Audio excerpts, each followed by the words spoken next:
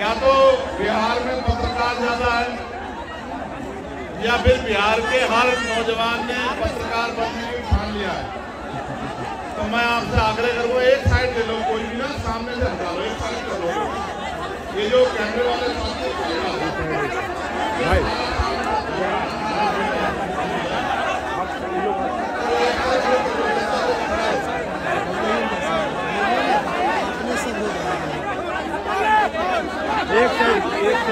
एक साइड उधर कीजिए ना।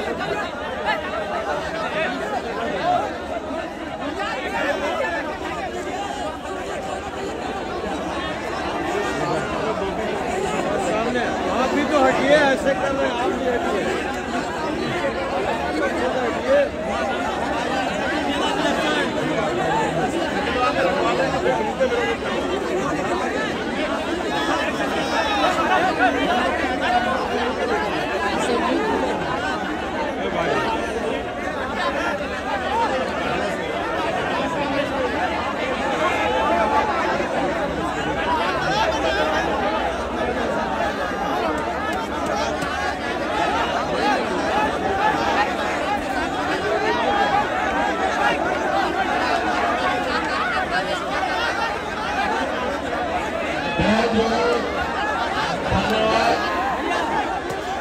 सबसे पहले तो मैं आज आप सबको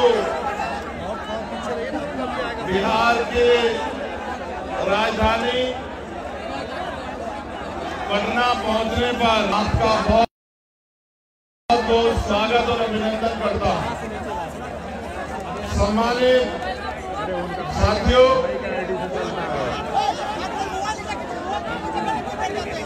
आज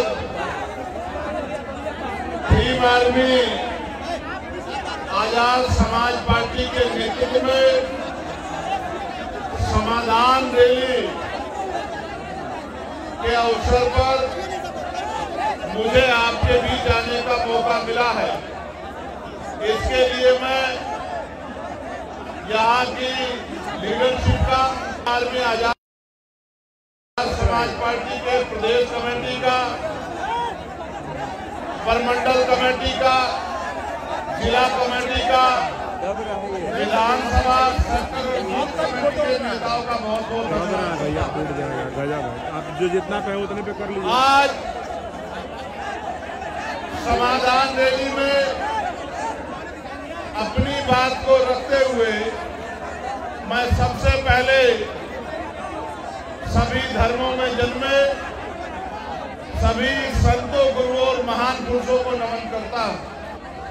उनमें भी करुणा के सागर तथागत गौतम बुद्ध, संत शिरोमणि सद्गुरु रविदास जी महाराज, भगवान वाल्मीकि महाराज, गुरु नानक देव और संत कबीर जी को नमन करता हूं। साथ साथ ज्योतिबा फूले, छत्रपति साहूजी महाराज, डॉक्टर बाबा साहब अम्बेडकर, ईवी पेरियार रामानायकर स्वामी, पेरियार ललई यादव, बाबू जगदेव प्रसाद कुशवाहा, जननायक कपूरी ठाकुर, महाराजा चौहरमल, बिजली पासी,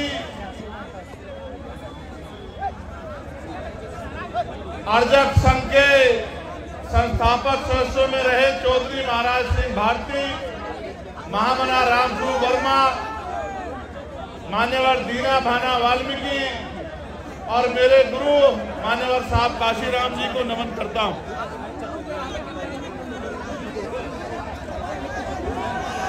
आज हम सब लोग एक विशेष उद्देश्य के लिए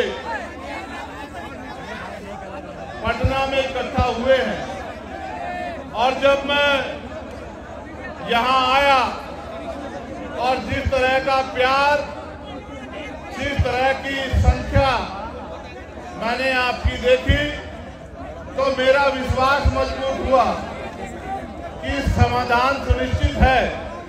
आपकी समस्याओं का समाधान आने वाले कल में सुनिश्चित है, क्योंकि जब जब आप अपनी समस्याओं के लिए ईमानदारी से काम करोगे और समस्या का हल ढूंढने का प्रयास करोगे, तो क्योंकि भारत में लोकतांत्रिक व्यवस्था है और बिहार तो लोकतंत्र के जननायकों में से बड़े बड़े नेता जिन्होंने बिहार में जन्म लिया, ये क्रांतिकारी धरती है।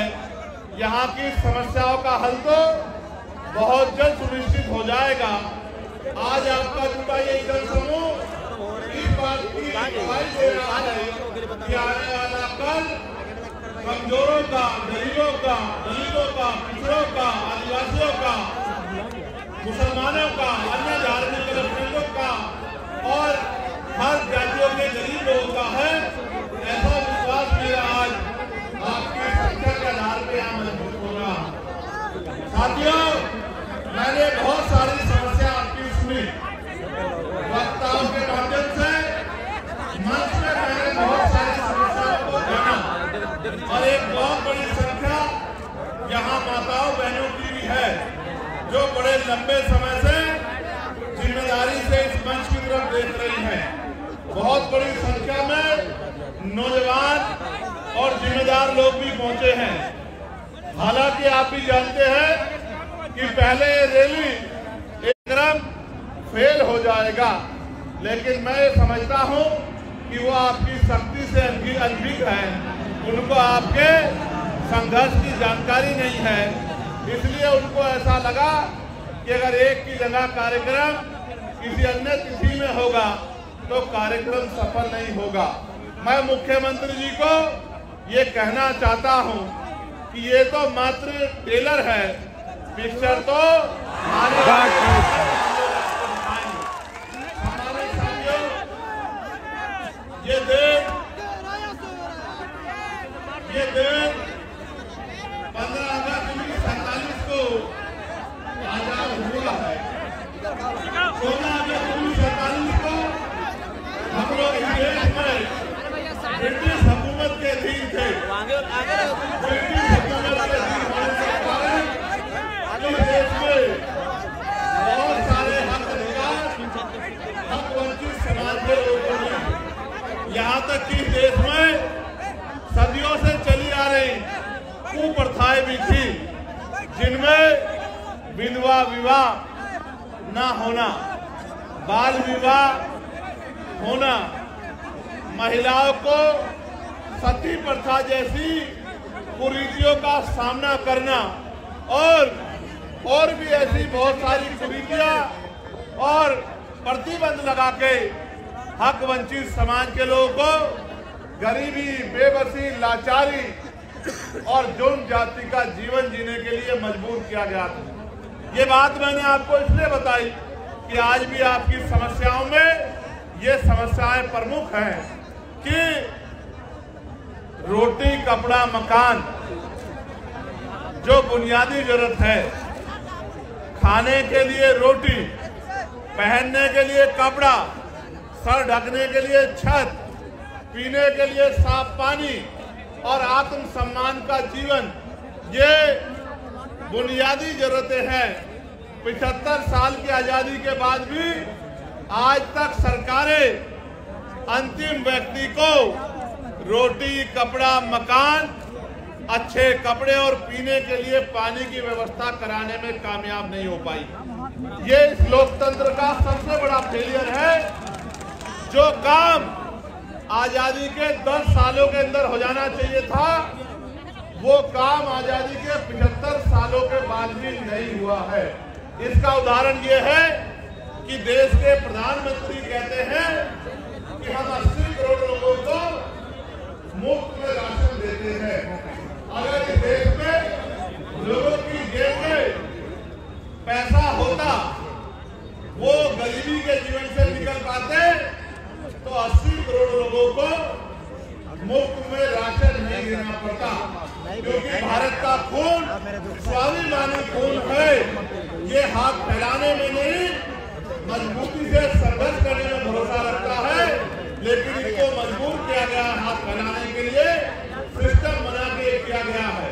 मैं इसलिए आपसे कह रहा हूं और मैं तर्क के साथ आपको कहना चाहता हूं मीडिया भी इस बात को दिखाएगा कि भारत के साथ साथ कई ऐसे अपनी कंट्रियां भी हैं, कई ऐसे देश भी हैं जो भारत के समकालीन या भारत के बाद आजाद हुए, और आज उन देशों में जाके देखोगे तो आपको एहसास होगा कि वो भारत से लगभग 50 साल आगे चल रहे हैं।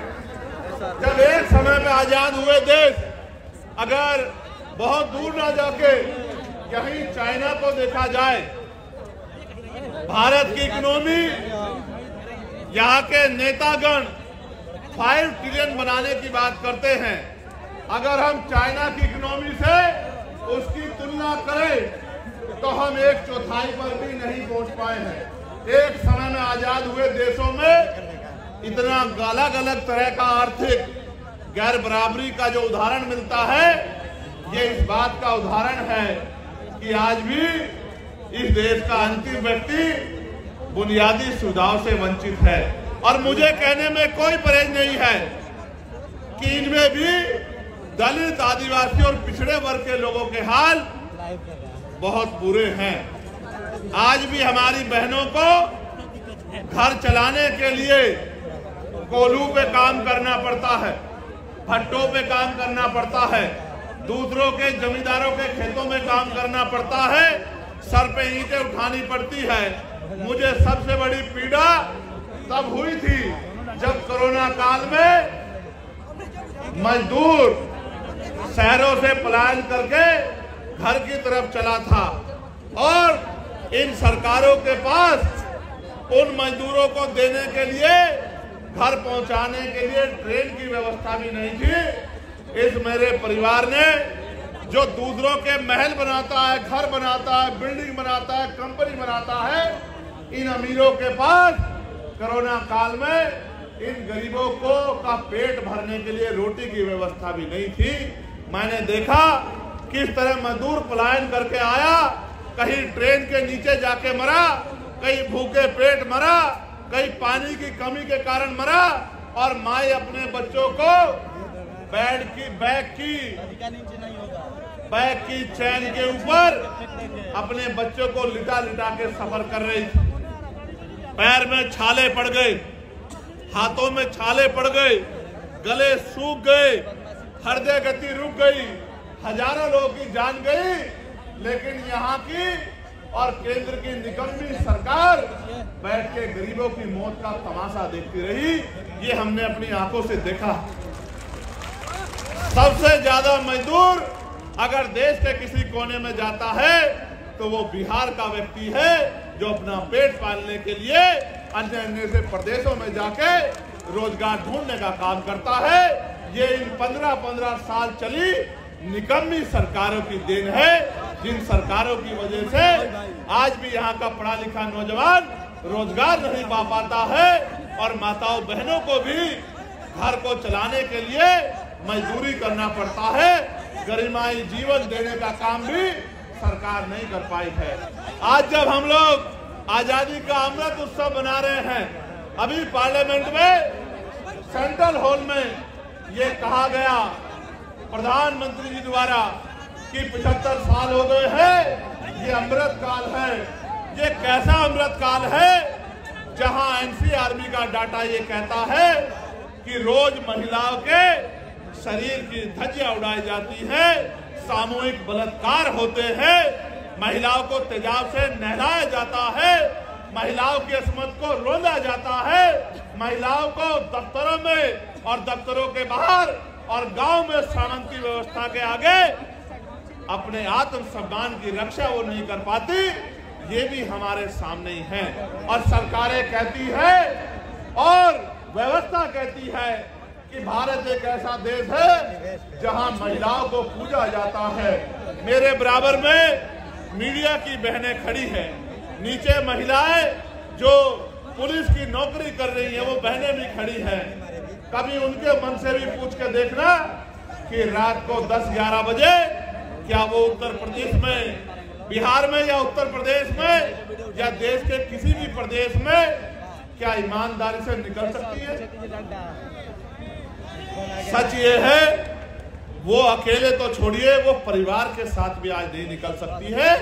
ऐसी ऐसी घटनाएं सामने आती है कि हृदय कांप जाता है। और कुर्सी में बैठे नेता और उनके चाटुकार अधिकारी ऐसी ऐसी घटनाओं पे आंखें बंद कर लेते हैं। जब मैं बिहार के साथियों से बात करता हूं तो पता लगता है 13 साल की बच्ची का रेप हुआ, 12 साल की बच्ची का रेप हुआ, 15 साल की बच्ची गायब हो गई, 2 सगी बहनें गायब हो गई, कहीं मार के 2 बहनों को लटका दिया गया। तो ऐसा महसूस होता है कि देश में गरीबों का, और गरीबों में भी दलित पिछड़े आदिवासियों का, उनकी बच्चियों की इज्जत का कोई मोल नहीं है। यहाँ देश में कुत्ते, बिल्ली, बकरी, गाय, गधे, घोड़े की इज्जत है, उनका भी सम्मान है, लेकिन इंसानों का सम्मान नहीं है। तो ये महसूस होता है कि ये सरकारें किसका काम कर रही है? क्या ये गरीबों का काम कर रही है या ये अमीरों का काम कर रही है? जहाँ हमारे सेना में घोर जातिवाद और अपमान का सामना करने वाले हमारे साथी भी यहाँ मौजूद हैं, जो लंबे समय से इस गैर बराबरी और इस अन्याय के खिलाफ लड़ रहे हैं। लेकिन मुझे बड़े कष्ट के साथ कहना पड़ रहा है कि ये सत्ता के पास भी गए और विपक्ष के बड़े बड़े नेताओं के पास भी गए, लेकिन इनकी समस्या का समाधान सरकार नहीं कर पा रही है। इसका मतलब सरकार नहीं चाहती कि सेना के साथियों के तिरंगे को उठाने वाले साथियों का सम्मान होना चाहिए। सम्मानित साथियों, मैं किस किस की पीड़ा आपके सामने रखूं? मैं तो ये समझता हूं आज नहीं तो कल इस देश के नौजवान को अपने गरिमाई जीवन के लिए संघर्ष करने के लिए खड़ा होना पड़ेगा। और जब तक इस देश का नौजवान और इस देश में भी बिहार का नौजवान अपने पैरों पे खड़ा होके इस जुल्म जाति, गरीबी, बेबसी, लाचारी की बेड़ियों को काटने का काम नहीं करेगा, तब तक इन सत्ता में बैठे फर्जी मसीहाओं के जरिए आपकी जिंदगी बदलने वाली नहीं। सम्मानित साथियों, आप ये जानते हैं कि हमारे संतों, गुरुओं, महान पुरुषों ने अपने बच्चों का बलिदान देके इस देश में संविधान के रूप में एक इतनी बड़ी शक्ति हमें दी, एक जीवित ग्रंथ हमें दिया जो संविधान अंतिम व्यक्ति को भी सम्मान का जीवन दिलाने की बात करता है, जो अंतिम व्यक्ति को भी गारंटी देता है रोटी, कपड़ा, मकान की, जो महिलाओं को भी पुरुषों के बराबर मुख्य धारा में खड़े होकर सम्मान का जीवन देने की गारंटी देता है। लेकिन सम्मानित साथियों, आज जब हम आकलन करते हैं, चिंतन करते हैं, तो हमें महसूस होता है कि देश संविधान से नहीं चल रहा है। सत्ता में बैठे अहंकारी लोग संविधान को ताक पे रख के प्रदेश को और देश को चलाने का काम कर रहे हैं।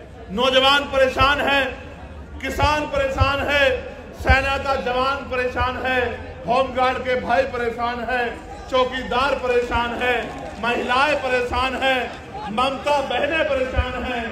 और अगर कोई परेशान नहीं है तो आपके राजभवन में और आपके विधानसभा में बैठे आपके नेता जो मोटी मोटी तनख्वाह लेके अपने बच्चों का ध्यान रखते हैं, अपने बच्चों को विदेशों में पढ़ाते हैं, अपने बच्चों का इलाज प्राइवेट हॉस्पिटल में कराते हैं और गरीब जनता को जुमला बोल बोल के बेवकूफ बनाने का काम करते हैं। मैंने पार्लियामेंट में अंतिम व्यक्ति के आवाज उठाने का काम किया, चाहे होमगार्ड के भाइयों की समस्या हो, चाहे चौकीदार भाइयों की समस्या हो, चाहे आशा आंगनबाड़ी बहनों की समस्या हो, इसका काम किया। पार्लियामेंट में मैंने ये कहा कि इस देश को अगर आगे बढ़ाना है तो इस देश में सबसे पहले ये जो शिक्षा का बाजारीकरण किया गया है, इस बाजारीकरण के जरिए जहां महंगी शिक्षा एक तरफ है जहां अमीर के बच्चे पढ़ते हैं और एक तरफ सरकारी शिक्षा है जहां गरीब के बच्चे पढ़ते हैं, इस भेदभाव को खत्म करना होगा। और प्रधानमंत्री, राष्ट्रपति से लेकर मुख्यमंत्री, विधायक, सांसद और क्लास 1 के अधिकारी से लेकर 4 क्लास के कर्मचारी तक के बच्चों का, गांव के सरपंच से लेकर और विधायक, एमपी सबके बच्चों का की पढ़ाई सरकारी स्कूल में होनी चाहिए, जहाँ किसान का बच्चा बैठ के पढ़ता है, जहाँ मजदूर का बच्चा बैठ के पढ़ता है, उसी टेबल पे मंत्री, विधायक, सांसद, मुख्यमंत्री, राज्यपाल का बच्चा भी पढ़ना चाहिए। तब जाकर जब डीएम का बच्चा उसी कुर्सी में क्लास में बैठा होगा, जब एसपी का बच्चा उसी क्लास में बैठा होगा और आपके मेरे गरीब परिवार का बच्चा भी उसी क्लास में बैठा होगा, एक समान शिक्षा मिलेगी, तब जाके शिक्षा के दरवाजे परमानेंट के लिए गरीबों के लिए खुल जाएंगे और ये गरीब अमीरों को पछाड़ के अपनी गरीबी की बेड़ियां काटने का काम करेंगे। जब मैंने आवाज उठाई तो सत्ता में बैठे लोगों को बड़ी तकलीफ हुई। जब मैंने आवाज उठाई तो सत्ता में बैठे लोगों को बड़ी तकलीफ हुई। वो तकलीफ इसलिए हुई कि जब मैंने प्राइवेट स्कूलों पे उनको बंद करने की बात की तो जिन नेताओं ने प्राइवेट स्कूल खोले हैं उनको लगा चंद्रशेखर तो उनके रोजगार को बंद करवा देगा। मैं ये कह रहा हूं, नेताओं का रोजगार बंद होता हो तो हो जाए, गरीब के बच्चों के आगे बढ़ने का रास्ता बंद नहीं होना चाहिए, क्योंकि बाबा साहब अम्बेडकर ने कहा था कि शिक्षा शेरनी का दूध है, जो पिएगा वो दहाड़ेगा। आज अगर मैं अपनी बात को रख रहा हूं तो इसी शिक्षा की वजह से रख रहा हूं कि मुझे शिक्षित होने का मौका मिला है और मैं लोगों की समस्या को समझ सकता हूं और सरकार को समझा सकता हूं। मैंने ये कहा पार्लियामेंट में कि अगर इस देश को बदलाव करना है तो हेल्थ पॉलिसी में सुधार की जरूरत है। पूछा गया कैसी होनी चाहिए, मैंने कहा होनी ऐसी चाहिए कि गरीब के बच्चों को भी, गरीब आदमी को भी सरकारी अस्पताल में इलाज के लिए सरकार कहती है कि हमने बड़े अच्छे सरकारी अस्पताल बना दिए हैं। बिहार के लोगों को तो मैं ये कहूंगा कि मैंने बाढ़ में आपके तैरते हुए हॉस्पिटल देखे हैं। मैंने आप छोड़िए गया को छोड़िए, मोतिहारी को छोड़िए, बक्सर को छोड़िए, मैंने तो पटना के हॉस्पिटलों में 2-2 फीट पानी भरा हुआ देखा है, स्ट्रेचर तैरती हुई देखी है, दवाइयां तैरती हुई देखी है। यही डबल इंजन की सरकार का विकास बिहार में है। तो मैंने कहा, गौर करके सुनना, मैंने कहा कि जो नेता गरीबों से कहते हैं, जनता से कहते हैं कि आपके लिए अच्छे अस्पताल बनवा दिए हैं, उन नेताओं का इलाज भी उन्हीं अस्पतालों में होना चाहिए। नेताओं का इलाज तो प्राइवेट हॉस्पिटल में होता है, विदेशों में जाके होता है, फोर्टिज में होता है, मैक्स में होता है, और गरीबों का इलाज सरकारी अस्पताल में होता है, जहां डॉक्टर नहीं है, जहां दवाई नहीं है। डॉक्टर के पास जाओगे तो ऐसा व्यवहार करेगा। सब डॉक्टर तो बुरे नहीं है, लेकिन बहुत सारे डॉक्टर ऐसा व्यवहार करते हैं कि ये गरीब जबरदस्ती उनके अंदर, उनके अस्पताल में घुस गए। दवाई नहीं मिलेगी, कोई मशीन नहीं है, एक्सरा, ईसीजी, एमआरआई, कोई मशीन नहीं है, बाहर से टेस्ट कराओ, जेब काटने का काम होगा। तो मैंने ये कहा कि प्रधानमंत्री हो, राष्ट्रपति हो, केंद्रीय सचिव हो, प्रमुख सचिव हो केंद्र के, या मुख्य सचिव हो, या डीएम हो, एसएसपी हो, या मुख्यमंत्री हो, या मंत्री हो केंद्र के, स्टेट के, विधायक हो, सांसद हो, सबका इलाज और उनके बच्चों का इलाज सरकारी अस्पताल में होना चाहिए। जब उनका इलाज सरकारी अस्पताल में होगा तो आप देखना डॉक्टर भी होंगे, दवाई भी होगी, टेस्ट भी होंगे और गरीबों की जेब भी कटनी बंद हो जाएगी। ये बात मैंने पार्लियामेंट में रखी। सम्मानित साथियों, मैं लगातार बिहार को संघर्ष करते देख रहा, बहुत सारी समस्याएं मेरे सामने रखी हैं। मैं आपको बहुत बड़ी गारंटी तो नहीं देता, क्योंकि इस गारंटी का काम तो देश के प्रधानमंत्री ने ले रखा है कि वो गारंटी बहुत देते हैं। वो तो इतनी गारंटी देते हैं कि इनकी गारंटी में कमजोर वर्गों के जीवन की गारंटी भी पीछे चली गई है। इसलिए मैं आपको एक ही गारंटी दे सकता हूं कि रोटी, कपड़ा, मकान पीने के लिए साफ पानी, पहनने के लिए अच्छे कपड़े, अच्छी शिक्षा, अच्छी चिकित्सा और नौजवानों को, पढ़े लिखे नौजवानों को रोजगार, महिलाओं को घर पे कुटीर उद्योग लगा के रोजगार। ये बहुत कोई बड़ा काम नहीं है। मैं आपको गारंटी देता हूं, आने वाले समय में आप आजाद समाज पार्टी को अवसर देना। अगर 1 साल के अंदर ये काम करके नहीं दिखाया तो जो आप कहोगे वो बात हम लोग आप लंबे समय से कभी किस पार्टी को मौका देते आए हो? कभी आप किसी को बनाते हो, कभी आप किसी को बनाते हो और 5 साल तक आप इंतजार करते हो कि ये नेता किसी के बारे में ऐसे शब्द ना कहो जो आप अपने पिता के लिए नहीं सुन सकते। अगर सुन सकते हो तो कहो। मैं आपको गलत रास्ते पे नहीं ले जाना चाहता। हमेशा याद रखो, दूसरे के लिए उन्हीं शब्दों का प्रयोग करो जो आप अपने लिए सुन सकते हो। अगर नहीं सुन सकते हो तो ऐसे शब्दों का प्रयोग ना करो, क्योंकि हर आदमी सम्मान रखता है। हमारा उनका राजनीतिक विरोध है, उनके कार्यशैली अच्छी नहीं है। हम उनकी आलोचना कर सकते हैं, उनके द्वारा बोले गए झूठ को बेनकाब कर सकते हैं, जनता के सामने उनकी असलियत को रख सकते हैं, लेकिन किसी को गलत कहना व्यक्तिगत रूप से ये अच्छा नहीं है। इसलिए मैं अपने साथियों से कहूंगा कि वो समझदार बने। साथ साथ मैं आपको ये कह रहा था कि यहाँ के नेताओं को आपने भरोसा किया।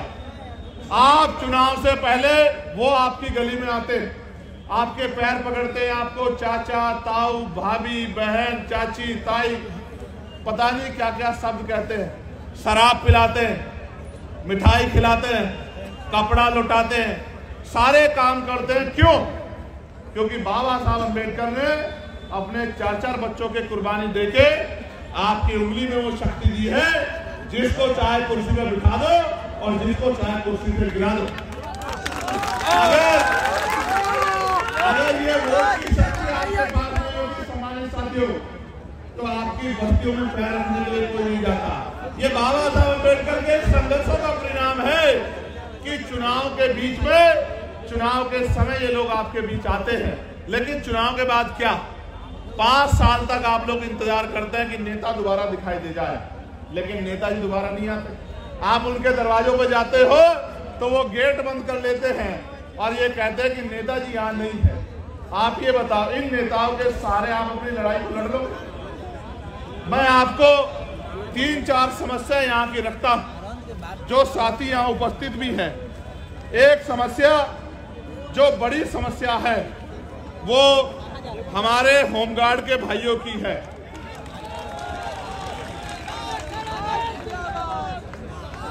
जो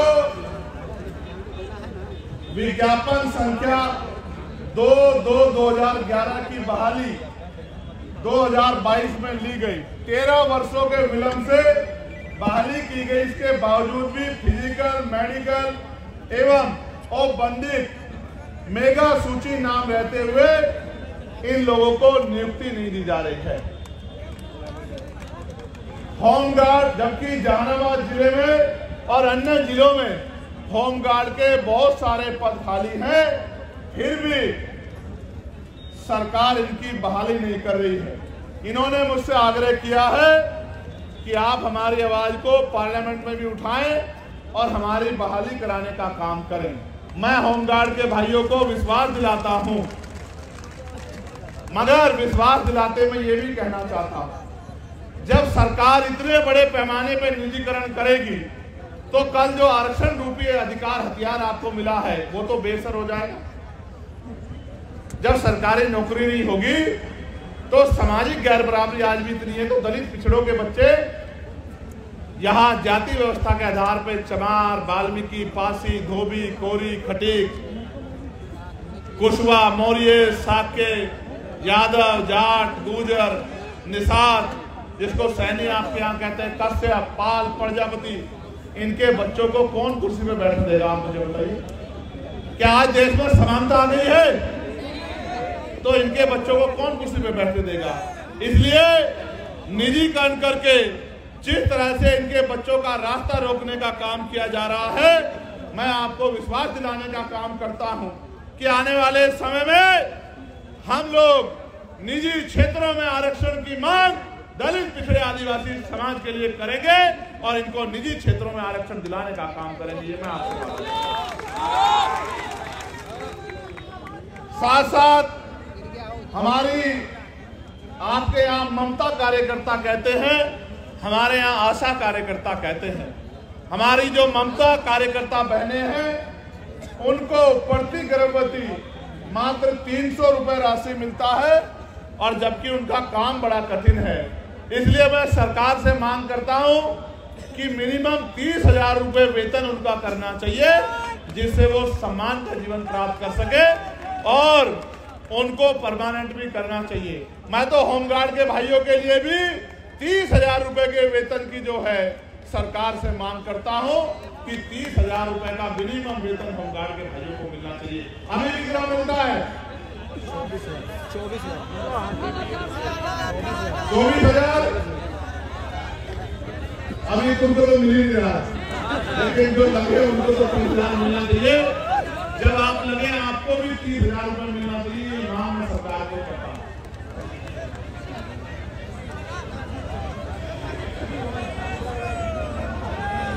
ज्वाइनिंग नहीं हो रही है ना, ज्वाइनिंग भी होगी और जिस दिन ज्वाइनिंग होगी आप लोग बहुत बहुत धन्यवाद भी चंद्रशेखर आजाद का और भीम आर्मी आजाद समाज पार्टी का करोगे। चिंता